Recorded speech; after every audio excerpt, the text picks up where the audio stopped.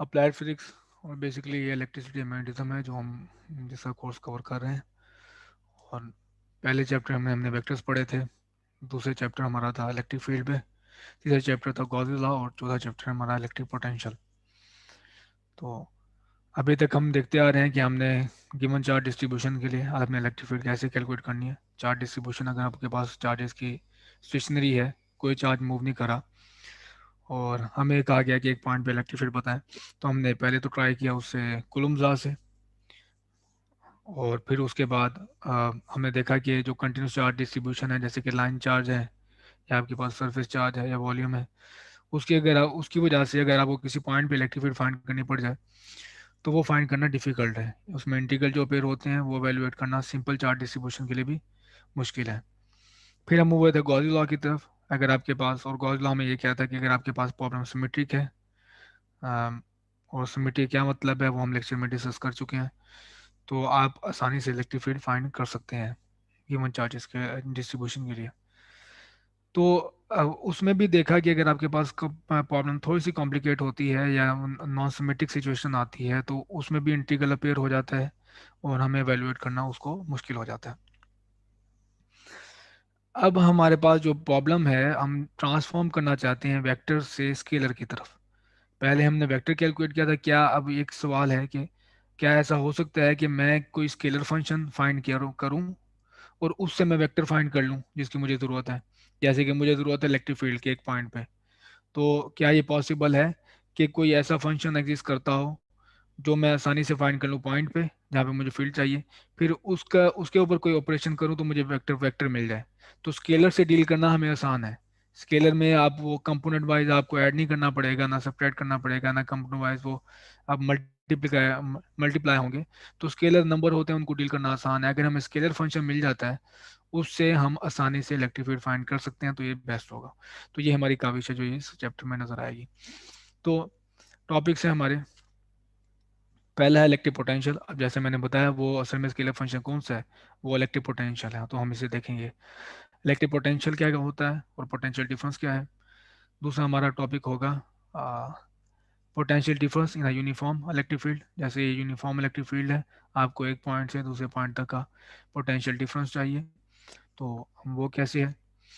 तीसरा हमारा होगा electric potential and potential energy due two point charge.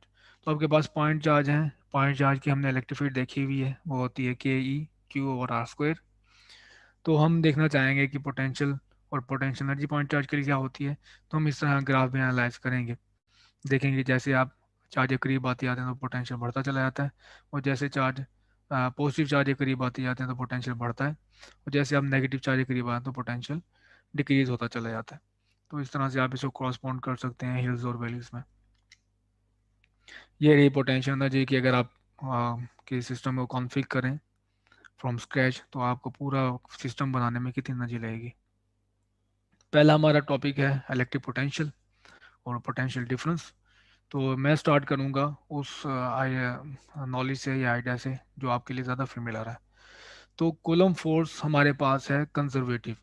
जैसे कि ग्रेविटेशन फोर्स कंजर्वेटिव है, इसी तरह हमारे पास कूलम फोर्स भी कंजर्वेटिव है।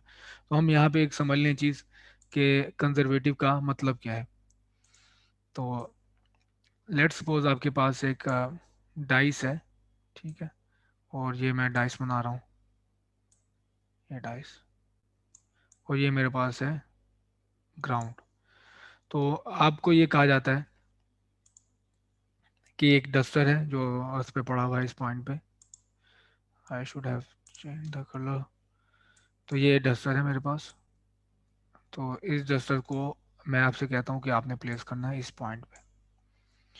तो अब जाहिर सी बात है, हमने इसको लिफ्ट करना होगा, लिफ्ट करने के बाद आपको यहाँ पे प्लेस करना होगा।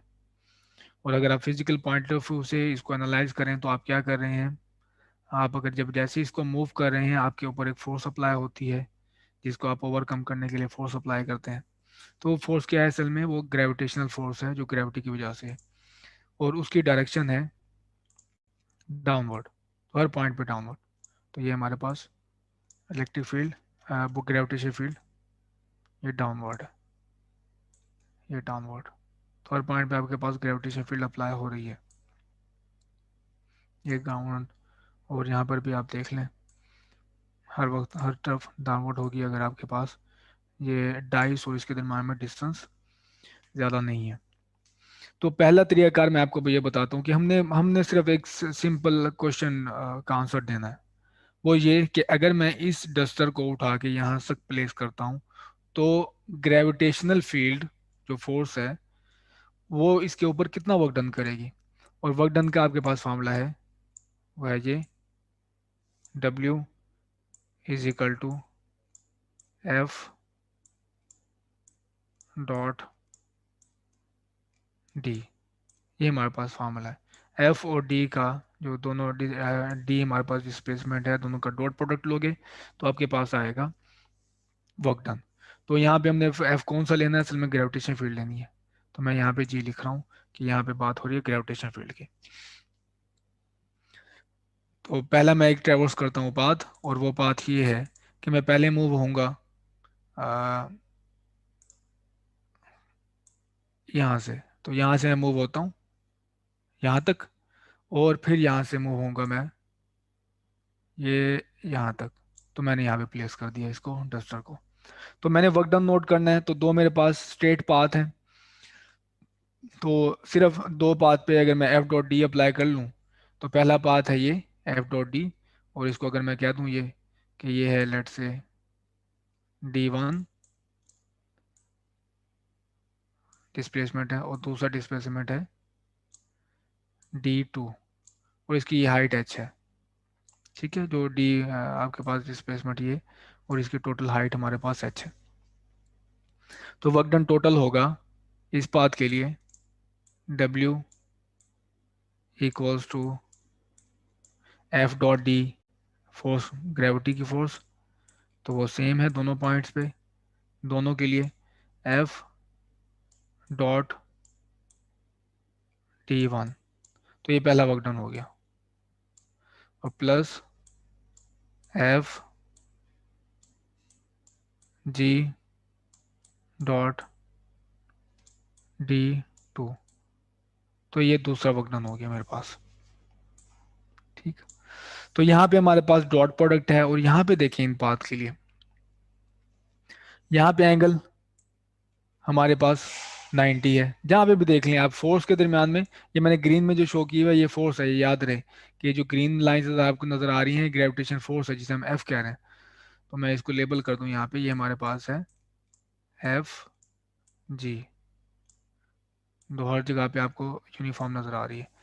तो इधर भी एंगल हमारे पास 90 है, और यहाँ पर भी एंगल 90 है, यहाँ पर भी एंगल 90 है, यहाँ पर भी एंगल 90 है D1 के लिए। तो एफ और डी कॉस 90 बन जाएगा, और कॉस 90 डॉट प्रोडक्ट में हमारे पास याद रहे कॉस 90 बनेगा यहाँ पे, क्योंकि यहाँ पे डॉट प्रोडक्ट है। तो कॉस 90 हमारे पास होता है 0। तो यहाँ तक तो मसला हल हो गया। अब रहेगी सिर्फ ये टर्म। इस टर्म की अगर आप बात करें तो ये बनेगा एफ नीचे की तरफ है, डी एग्जैक्टली ऊपर की तरफ है, तो इनके दरम्यान में एंगल होगा 190 180। तो ये एफ मैग्नीट्यूड और फोर्स, फोर्स की मैग्नीट्यूड, और साथ डिस्प्लेसमेंट आ गया, और डिस्प्लेसमेंट की मैग्नीट्यूड आ गई, और साथ आ गया हमारे पास कॉस 180। तो अब अगर आप देखेंगे कि डस्टर पे क्या फोर्स अप्लाई होगी, अगर इसका मैस है m, अगर इसका मैस m है तो डस्टर पे फोर्स एग्जैक्टली अप्लाई होगी mg। तो फोर्स mg और d की वैल्यू हमारे पास h है, और कॉस बन जाएगा 180 माइनस, कॉस की वजह से कॉस 180 -1 होता है। एफ जी हमारे पास है एम जी, और डी की वैल्यू है एच, तो यहाँ पे मेरे पास आ गया साथ एच।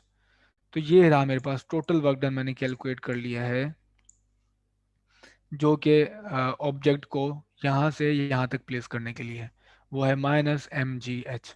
अब आ जाए हम एक और, अगर डिस्प्लेसमेंट लें, एक और भी पाथ पॉसिबल है जो मैं यहाँ पे कंसीडर कर सकता हूँ। वो ये है कि अ, आप मूव हो अलॉन्ग, पहले ही आप वर्टिकली मूव हो जाएं, ये देखें यहाँ वर्टिकली मूव हो जाएं इस तरह, और एच तक मूव हो, और फिर आप ऑब्जेक्ट को यहाँ तक ले जाएं। तो यहाँ पे आपको वाज़ेह तौर पे नज़र आ रहा है कि अब आपको कंट्रीब्यूशन मिलेगी यहाँ से, क्योंकि ये वाली जो टर्म है, ये वाली, ये बनेगी, ये वाली। और ये देखें यहाँ पे हर पॉइंट पे एंगल 90 है डिस्प्लेसमेंट और फोर्स के दरम्यान में, तो यहाँ से आपको जीरो वर्क डन मिलेगा, जबकि यहाँ से वर्क डन मिलेगा बिल्कुल उतना ही, क्योंकि यहाँ पे भी फोर्स एम जी है। आपने ट्रेवर्स कितने किया है फासला, वो एच किया और वो भी ऑपोजिट, तो यहाँ से भी आपको वर्क डन मिलेगा सेम। तो यहाँ पे भी होगा माइनस एम जी एच। तो ये देखें ये भी आपके पास एग्जैक्टली दोनों सेम है, आप कहीं से भी मूव हो, आप ये पाथ ले लें, ये पाथ ले लें, कोई सा भी पाथ ले लें, आप बेशक एक और पाथ ले लें कोई कर्वी सा, आपको ये रिजल्ट एवेलुएट करना मुश्किल होगा, लेकिन आप देखेंगे कि वर्क डन हमेशा आपके पास माइनस एम जी एच आएगा। यहाँ से भी आपके पास होगा work done is equal to minus M G और एच। ठीक, तो ये आप कोई सा भी पाथ लें, तो work done due to the field, जो फोर्स है हमारे पास उसकी वजह से जो वर्क डन है वो बिल्कुल सेम है, minus M G H minus M G H minus M G H. तो इसका मतलब है कि जो वो हमारे पास फोर्स है, ग्रेविटेशनल फोर्स जिसकी हम बात कर रहे हैं, वो पाथ इंडिपेंडेंट है, उसके अंदर वर्क डन किया जाए तो वो पाथ इंडिपेंडेंट है। ग्रेविटेशनल फील्ड में अगर आप वर्क डन करें तो वो पाथ इंडिपेंडेंट है, तो इसको हम कहते हैं कंजर्वेटिव फील्ड। इसको हम कहते हैं कंजर्वेटिव, का मतलब है कि work done in the field is path independent. तो ये रहा मेरे पास कंजर्वेटिव फोर्स, हम कहेंगे work done by the field is path independent. तो एफ जी की वजह से जो वर्क डन हम नोट डाउन करे थे, किसी भी पाथ में जाएं वो पाथ इंडिपेंडेंट था, तो हम इसे कहते हैं कंजर्वेटिव फोर्स। एग्जैक्टली आप वही अप्लाई करें इसके ऊपर। तो पहले वो वर्टिकली नीचे की तरफ से होती है हमारे पास ग्रेविटेशनल फील्ड, तो यहाँ पे इलेक्ट्रिक फील्ड है उसके कॉरस्पॉन्ड। तो यहाँ पे इलेक्ट्रिक फील्ड की डायरेक्शन ये है, लेट से ये यूनिफॉर्म है। तो आप वहाँ पे हम मैस को उठा के लेके जा रहे थे नीचे से, फ्लोर से डाइस तक। यहाँ पे क्या है उसके कॉरस्पॉन्डिंग में, यहाँ पे चार्ज है। तो मैं अगर कॉरस्पॉन्डेंस दिखा दूँ आपको, आपके पास जो पहले थी फोर्स थी ग्रेविटेशन फोर्स, ठीक है, ये रही ग्रेविटेशन फोर्स। अच्छा, और हमारे पास ग्रेविटेशन फील्ड क्या थी, वो है कि आपको जिस पॉइंट पे अगर ग्रेविटेशन फील्ड चाहिए, तो आप उस पॉइंट पे मैस को प्लेस करोगे, उसके ऊपर ग्रेविटेशन फील्ड फाइंड करोगे, और मैस को जो टेस्ट मैस है आपका उससे डिवाइड कर दोगे, तो बाकी आपके पास आ जाएगी ग्रेविटेशन फील्ड। और जो एफ आपके पास यहाँ पे आ गया, जी यहाँ पे आ गया, और यहाँ पे आपके पास अप्लाई किस पे होती है ग्रेविटेशन फील्ड, वो मैस पे होती है। तो ये तीन हमारे पास ये चीज़ें आ गई। अब अगर आप इसकी टेस्ट कॉरस्पॉन्डेंस देखें इसमें इलेक्ट्रोस्टैटिक्स में, तो आप ये वाज़ेह तौर पे देख सकते हैं कि यहाँ पे से कॉरस्पॉन्डिंग जो फोर्स है वो है इलेक्ट्रिक फील्ड फोर्स। तो जो चार्ज के दरम्यान में फोर्स आप देंगे कोलम्ब लॉ से, पहले ये न्यूटन लॉ है, यहाँ पे न्यूटन लॉ, यहाँ पे आपके पास इलेक्ट्रिक फोर्स कोलम्ब लॉ से। यहाँ पे आपके पास अगर कहीं किसी पॉइंट पे अगर आपको चाहिए इलेक्ट्रिक फील्ड, तो आप उस पॉइंट पे फाइंड करते हैं चार्ज, उसके ऊपर मेजर करते हैं इलेक्ट्रिक फोर्स, चार्ज को डिवाइड फोर्स को डिवाइड कर देते हैं उस टेस्ट चार्ज से, तो बाकी आपके पास रह जाती है उस पॉइंट पे electric force, electric field sorry. तो इलेक्ट्रिक फील्ड हो गया। और यहाँ पे ये इलेक्ट्रिक फोर्स अप्लाई किसके ऊपर, ये ऊपर होती है चार्ज पे। तो ये देखिए वन टू वन एनालॉजी है। तो यहाँ पे मुझे अगर वर्क डन कैलकुलेट करना है, तो प्लेस करना होगा चार्ज, चार्ज प्लेस किया, और मैं यहाँ तक लेके जाता हूँ, और रास्ते में जितने भी वर्क डन आएंगे उसको मैं वैल्यूएट करूँगा, और सबको सम अप कर दूंगा, तो मेरे पास आ जाएगा टोटल वर्क डन। वो क्या है वो देख लेते हैं अभी। तो यहाँ से यहाँ तक का स्मॉल डिस्प्लेसमेंट लूंगा, जैसे मैंने वहाँ पे डीएस लिया था, यहाँ डीएस, यहाँ डीएस, यहाँ से डीएस।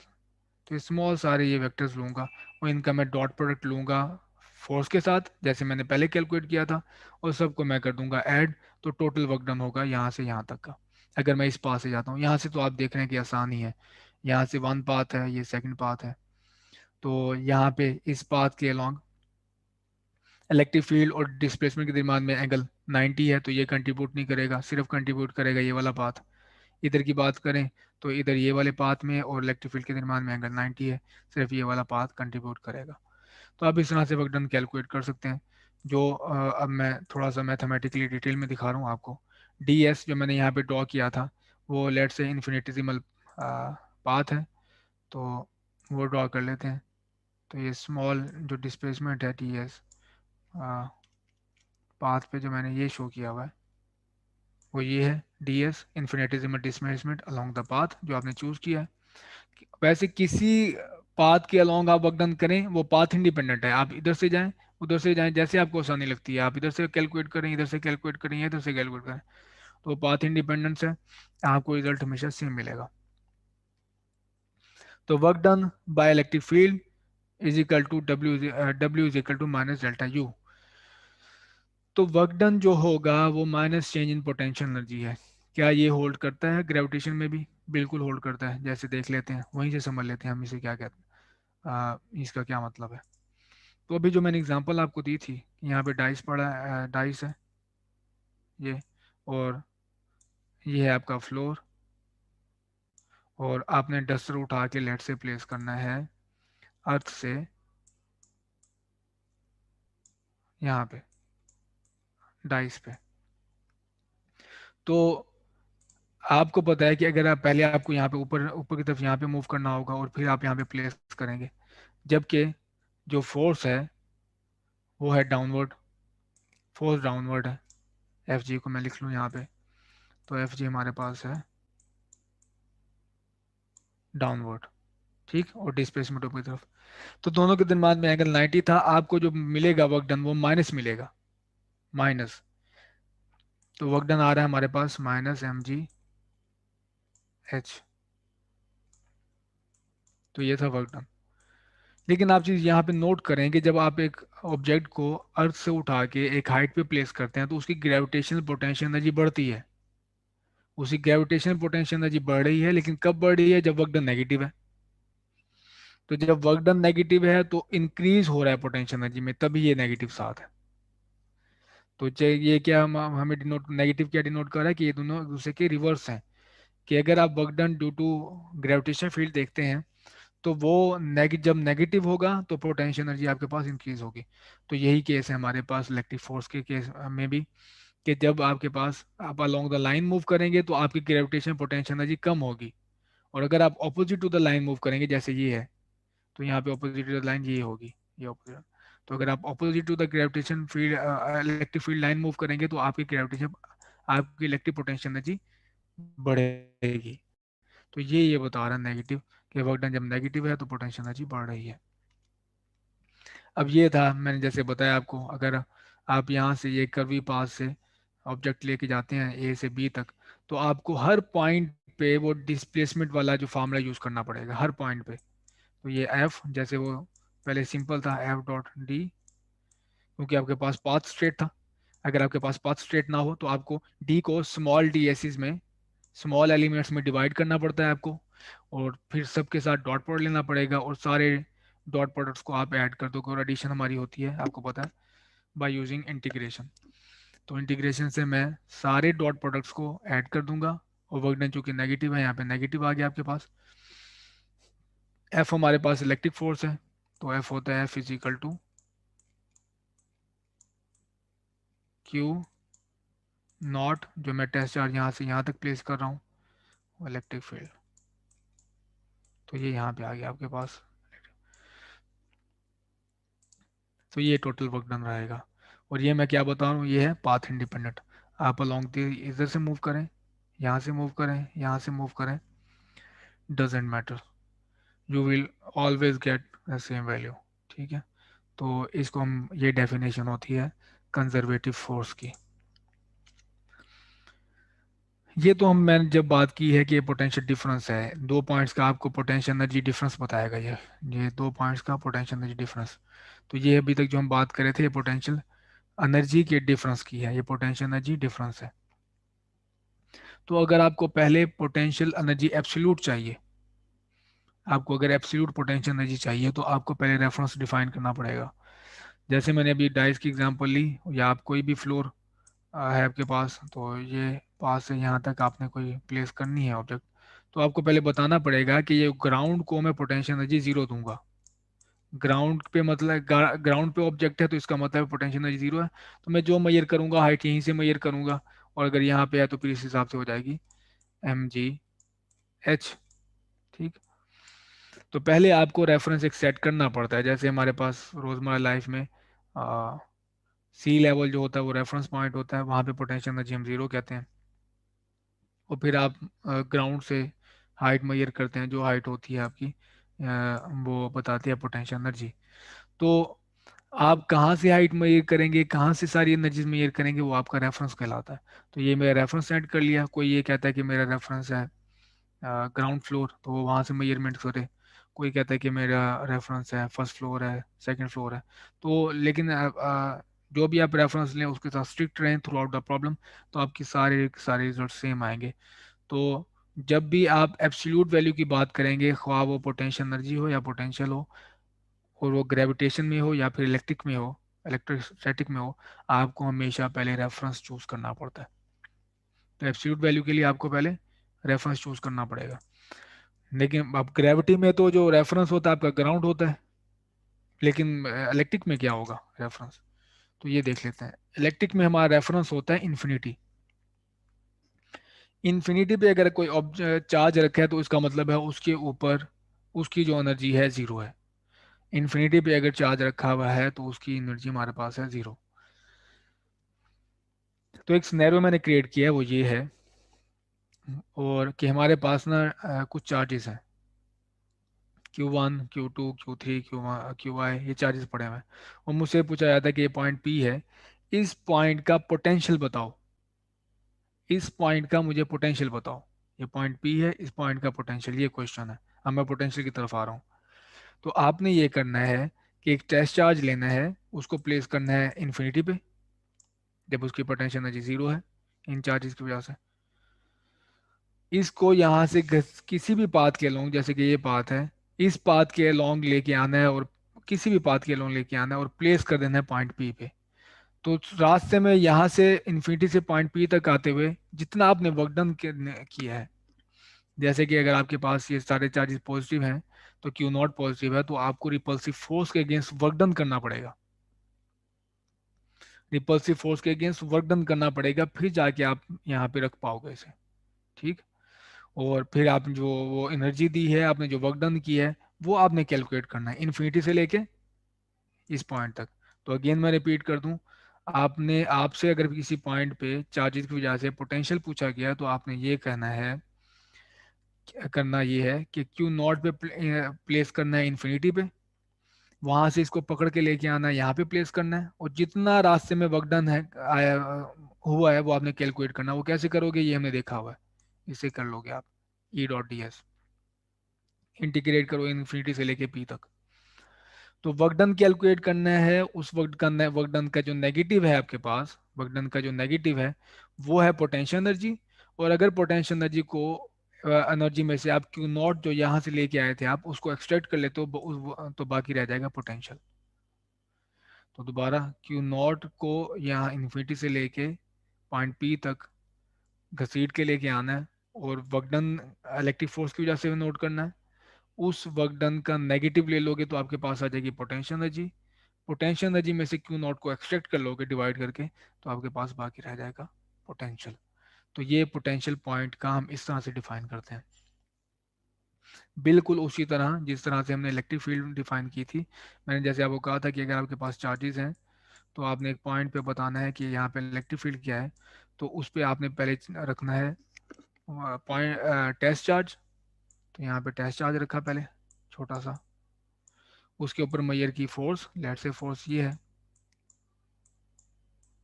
ये रही मेरी फोर्स। फोर्स में से एक्सट्रैक्ट कर लेना है टेस्ट चार्ज को, तो बाकी रह जाएगी आपके पास इलेक्ट्रिक फील्ड। तो बिल्कुल आप यहाँ पे भी क्रॉसपॉन्डेंट देख सकते हो, यहाँ पे फोर्स थी, यहाँ पे पोटेंशियल एनर्जी है, यहाँ पे भी क्यू नॉट पे डिवाइड हो रहा है, यहाँ भी क्यू नॉट पे डिवाइड हो रहा है। तो ये बन जाता है इलेक्ट्रिक फील्ड, और ये बन जाती है हमारे पास पोटेंशियल। तो ये हमारे पास कॉन्सेप्ट है पोटेंशियल और पोटेंशियल एनर्जी का। तो हम इसको चलते रिफाइन करते चले जाएंगे। तो अब अगर आपको अब आपको अगर नहीं लेके आना इन्फिनिटी से, सिर्फ आपको इन दो पॉइंट्स का पोटेंशियल ही ढूंढना है, ए से बी तक का, तो आपने इसको इलेक्ट्रिक फील्ड को यहाँ से यहाँ तक इंटीग्रेट करना है, जैसे हमने ये किया है नेगेटिव के साथ। और अगर आप क्यू नॉट को यहाँ तक डिवाइड कर दोगे, ये डिवाइड कर दो क्यू नॉट से, तो क्यू नॉट डिवाइड कर दिया, तो इधर से भी क्यू नॉट डिवाइड हो जाएगा, तो ये बाकी क्या बन जाएगा, ये बन जाएगा पोटेंशियल डिफरेंस। तो ये delta U divide by Q one, Q जो हमने प्लेस किया यहाँ से यहाँ तक लेके गए हैं, क्यू नॉट को डिवाइड कर दोगे तो बाकी बन जाएगा पोटेंशियल डिफरेंस। तो पोटेंशियल एनर्जी डिफरेंस से अगर आप डिवाइड कर दो क्यू नॉट को, तो आपके पास बच जाता है पोटेंशियल डिफरेंस। अगेन अगर आपको एब्सोल्यूट वैल्यू चाहिए तो आपको रेफरेंस कोई लेना पड़ेगा। अगर आप रेफरेंस इन्फिनिटी ले लें जैसे यूजुअली हम बुक्स में लेते हैं, और वरना इंजीनियरिंग में हम यूज़ करते हैं ग्राउंड कर देते हैं, तो ग्राउंडेड जो हमारे पास मेटल होता है, कंडक्टर होता है, तो उसका पोटेंशियल हम जीरो कर देते हैं। इन बुक्स में हम यूज़ करते हैं इन्फिनिटी, तो इन्फिनिटी पे जो चार्ज है उसका पोटेंशियल हम कहते हैं ज़ीरो। तो आप कोई रेफरेंस डिसाइड करेंगे इस केस में भी, फिर ही आप एब्सोल्यूट पोटेंशियल बता पाएंगे, अदरवाइज जो बात होगी वो पोटेंशियल डिफरेंसेस की होगी। तो अब यहाँ पे एक यूजुअल एक क्वेश्चन अराइज होता है, जो भी आप सोच रहे होगे कि ये पोटेंशियल और पोटेंशियल डिफरेंस है, पोटेंशियल एनर्जी डिफरेंस और पोटेंशियल डिफरेंस में क्या फ़र्क है। तो पोटेंशियल आपके पास होता है एक पॉइंट का, कि आपके पास जो पोटेंशियल होगा, यहाँ पोटेंशियल डिफरेंस है, तो पोटेंशियल जो आपके पास डिपेंड करता है वो सोर्स चार्ज डिस्ट्रीब्यूशन पे डिपेंड करता है, और इसी वजह से हम कहते हैं पोटेंशियल ऑफ अ पॉइंट। लेकिन जो डेल्टा यू होता है पोटेंशियल एनर्जी होती है, वो depends upon movement of that charges from A to B. ठीक है। तो आपका अगर कॉन्फ़िगरेशन चेंज करेंगे, जो डिस्ट्रीब्यूशन चेंज करेंगे, उसके लिए पोटेंशियल एनर्जी चेंज होगी। लेकिन अगर आप नहीं चेंज करेंगे तो उसके लिए पोटेंशियल एनर्जी सेम होगी, लेकिन potential point two point very करेगा। जैसे एक छोटी सी एग्जांपल है वो ले लेते हैं कि आपके पास ये चार्जेस हैं तीन, दो प्लस हैं एक नेगेटिव है, मैटर नहीं करता है इसका, कुछ भी चार्ज डिस्ट्रीब्यूशन है। ठीक है। तो पोटेंशियल एनर्जी इसकी क्या होगी, पोटेंशियल एनर्जी ये होगी कि आप वो वर्क डन सारा नोट डाउन करें, जो आप वन बाय वन पहले इस चार्ज को इन्फिनिटी से उठा के आपने यहाँ पे प्लेस किया, फिर आपने इस चार्ज को इन्फिनिटी से उठा के इसकी मौजूदगी में यहाँ प्लेस किया, फिर आपने ये चार्ज प्लेस किया यहाँ पे, फिर आपने यहाँ पे प्लेस किया, और फिर लास्टली आपने ये प्लेस किया। तो इन चार्जेस को यहाँ पे प्लेस करने के लिए इन्फिनिटी से उठा के जितना वर्क डन हुआ है, तो वो हमारी होती है पोटेंशियल एनर्जी, वो एक नंबर होगा, लेट्स से 20 जाउल है। ठीक है। तो पोटेंशियल एनर्जी कॉन्फ़िगरेशन की होती है, जो आपने ये पूरी कॉन्फ़िगरेशन पूरा सिस्टम बिल्ड किया है वन बाय वन इन्फिनिटी से उठा के, तो वो एक नंबर हो है हमारे पास, वो हमारे पास पोटेंशियल एनर्जी है। अब ये सेम होगी अगर आप सिस्टम चेंज नहीं करते, इसी कॉन्फ़िगरेशन इन चार्जेस को नहीं हिलाते, तो आपके पास पोटेंशियल एनर्जी एक नंबर होगा, सेम होगा। लेकिन अगर मैं आप बात करें कि ये पोटेंशियल क्या है, तो पोटेंशियल एक पॉइंट का होता है, पहले आपको पॉइंट बताना होगा। तो इस पॉइंट पे पोटेंशियल अलग होगा, इस पॉइंट पे पोटेंशियल अलग होगा, इस पॉइंट पे पोटेंशियल अलग होगा, इस पॉइंट का पोटेंशियल होगा, इस पॉइंट पे पोटेंशियल होगा। लेकिन इस कॉन्फ़िगरेशन की जो पोटेंशियल एनर्जी होगी हर पॉइंट के लिए सेम होगी। तो पोटेंशियल एनर्जी एक सिस्टम की होती है, लेकिन पोटेंशियल एक पॉइंट का होता है, वो पॉइंट टू पॉइंट वेरी कर रहा है, लेकिन यहाँ पे इस गिवन कॉन्फ़िगरेशन में potential energy point two point very नहीं करेगी, क्योंकि पोटेंशियल एनर्जी कॉन्फ़िगरेशन की है, पॉइंट की नहीं है। तो ये मेजर डिफरेंस है दो इन चीज़ों में। तो अब अगर आप बात करें, जो हमने तो पहले लिया work done due to gravitation field या ड्यू टू इलेक्ट्रिक फील्ड, हमने वर्क डन कहा है कि वर्क डन किस वजह से नोट कर रहे हैं, इलेक्ट्रिक फील्ड की वजह से। अब अगर आप जो वर्क डन कर रहे थे डस्टर को उठाने में नीचे जमीन से ऊपर तक, या फिर चार्ज को एक जगह से दूसरी जगह प्लेस करने में जो आप वर्क डन कर रहे हो, वो है ये पॉजिटिव है रिलेशन, वही W is equal to delta U. तो दूसरा हमने क्या कहा था, ये अगर आपके पास वर्क डन लेते हो इलेक्ट्रिक फील्ड की वजह से। तो वो होगा माइनस डेल्टा यू, और वर्क डन जो आप एक्सटर्नल एजेंट आप अप्लाई कर रहे हो वो पॉजिटिव यू आएगा। तो आपने वो देखना हो तो एक यू डेल्टा वी ये मल्टीप्लाई कर दें, ये डेल्टा यू पॉजिटिव, तो आपके पास ये आ गया वर्क डन। तो ये work done due to external agent जैसे कि आप हो, और ये work done due to electric field है। अब अगर आप बात कर लें यूनिट्स की, तो यूनिट्स हमारे पास हैं इलेक्ट्रिक फील्ड की, आप लिख सकते हैं पहले हम, ये है न्यूटन पर कूलम, और ये वोल्ट मीटर भी होता है।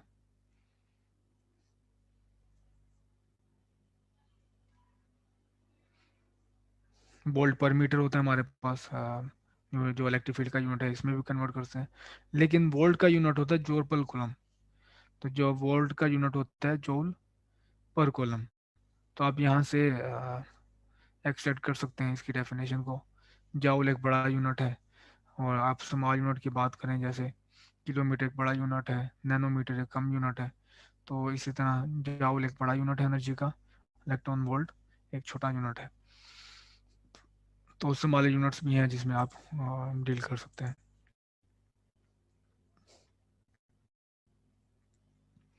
प्रॉब्लम नंबर टू है।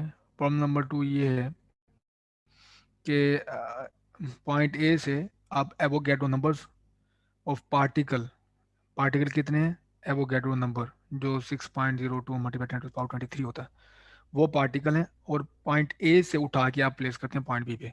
ठीक है, और हर पार्टिकल पे चार्ज है नेगेटिव, एक इलेक्ट्रॉन का चार्ज है हर हर पार्टिकल पे। तो आप उठा के यहाँ से यहाँ तक प्लेस करते हो। तो हमसे पूछा गया है कि अगर ए पॉइंट ए का पोटेंशियल 9 हो, पॉइंट बी का पोटेंशियल -5 हो, तो इनका पोटेंशियल डिफरेंस तो हमें पता है क्या है। तो हमसे ये पूछा जा रहा है कि इसकी एनर्जी क्या होगी, और जो पोटेंशियल डिफरेंस क्या होगा हमारे पास। ठीक, तो मैंने पहले टोटल चार्ज कैलकुलेट किया। टोटल चार्ज ये है कि एक पार्टिकल पे जो चार्ज था वो एक इलेक्ट्रॉन का था, तो माइनस ई एक पार्टिकल का आ गया। और टोटल नंबर पार्टिकल हमारे पास कितने हैं, एवोगैड्रो नंबर है। तो -6.02 multiply 10 to the power 23, 1.6 multiply 10 to the power -19 coulomb. तो ये मेरे पास आ गया टोटल चार्ज जो ए से बी तक रखा गया। अब आप पोटेंशियल डिफरेंस भी बता सकते हैं। तो ये फाइनल -5 इनिशियल 9, तो -5 -9 इज इक्वल टू -14। तो टोटल वर्क डन जो आपने किया है यहाँ से यहाँ तक प्लेस करने का है, तो क्यू मल्टीप्लाई डेल्टा वी है, -9.6 जो यहाँ से वैल्यू आई थी, -14 यहाँ से वैल्यू आई, आपने इन दोनों को मल्टीप्लाई कर दिया तो हमारे पास आ गई 1.35 मेगा जाउल वर्क डन, जो आपको चार्जेस को वहाँ से यहाँ तक प्लेस करने में लगे।